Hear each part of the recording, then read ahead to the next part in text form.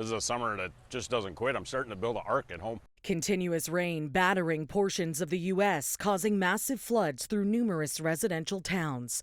In some parts of Minnesota, river levels continue to rise as businesses hurry to protect themselves from the rushing water below.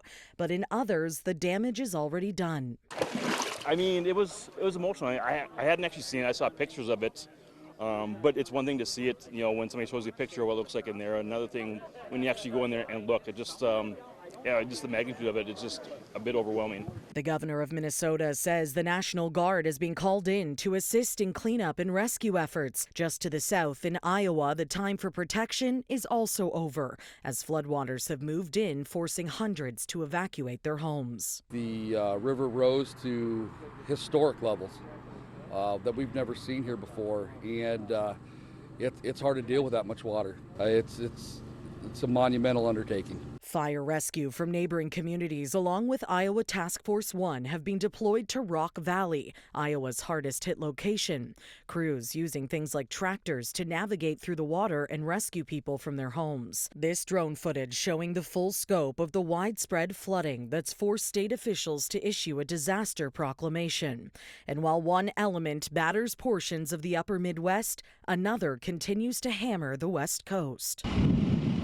A wind-fueled California wildfire rapidly spread over 12,000 acres overnight, prompting evacuations in northern Los Angeles County. According to the state's Department of Forestry and Fire Protection, the fire is only 2% contained and has already burned through 12,265 acres of land and brush. It's early in the season, yes, and it didn't catch us off guard because we were warned by the Weather Service for high winds, and we are monitoring the fuel moisture content.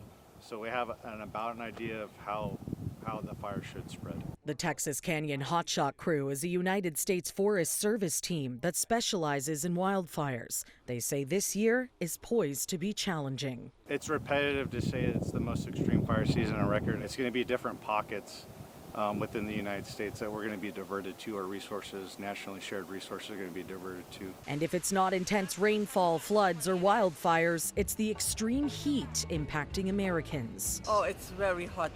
It's too hot. Sunday saw temperatures in Washington, D.C. breach 37 degrees Celsius or 100 degrees Fahrenheit, a high not seen in the state in over 8 years and just 1 degree short of the all-time record of 38 degrees Celsius set back in 1988. For City News, I'm Karling Donoghue.